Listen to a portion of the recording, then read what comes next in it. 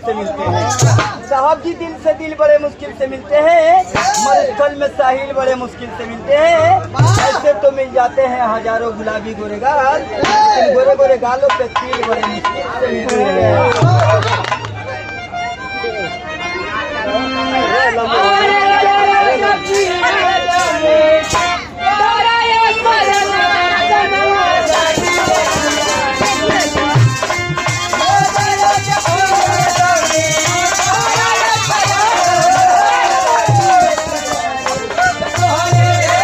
भैया भैया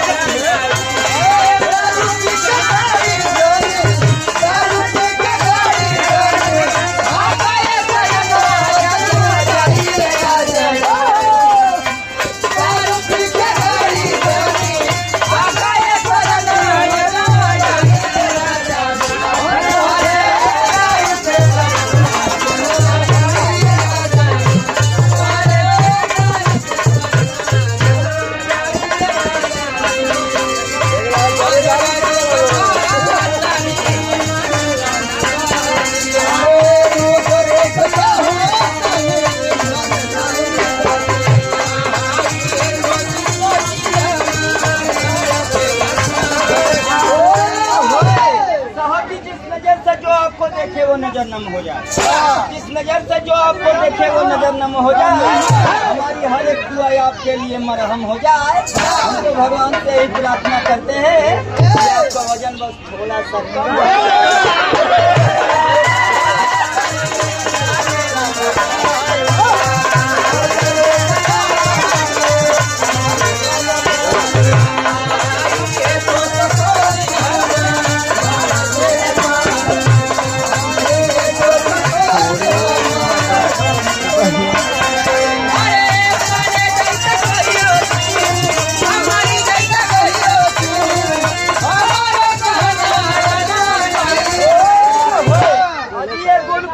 बना देंगे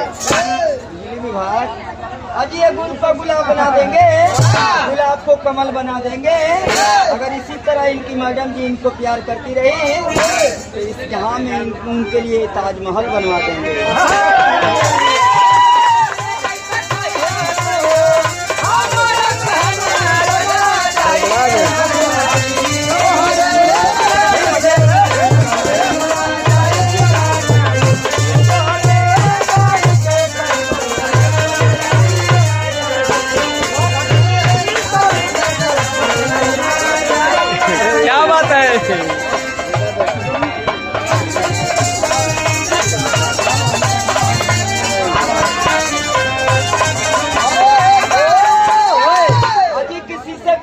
करना अजी किसी से प्यार मत करना, हो गया तो इनकार मत करना। निभा सको तो निभा दो, वरना किसी मासूम की जिंदगी खराब मत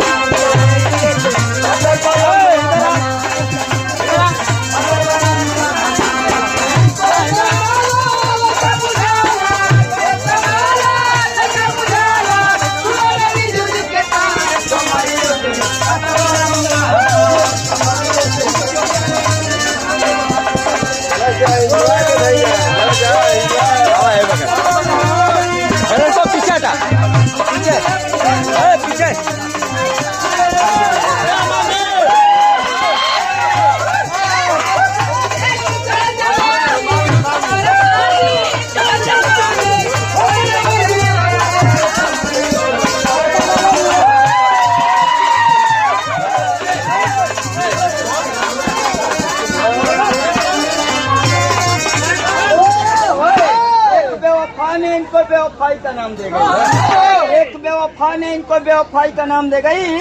इनके दिल को एक नया सा पैगाम दे गई। जब इन्होंने कहा कि वो मेरे दिल में बड़ा दर्द है तो बेवफा इनके हाथों पे झंडू बाम दे गई।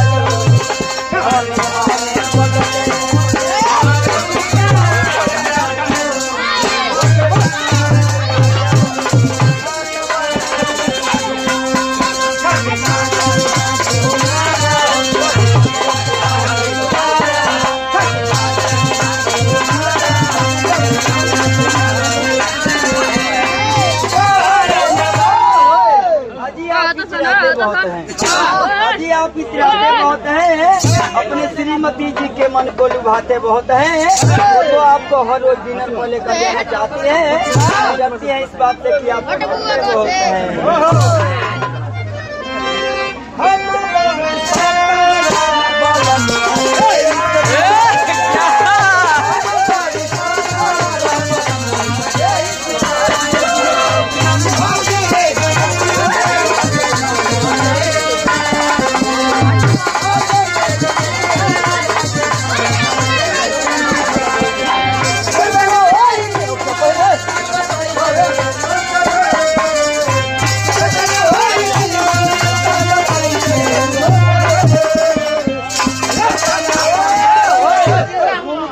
कब्र हर आशिक को मोहब्बत का नजारा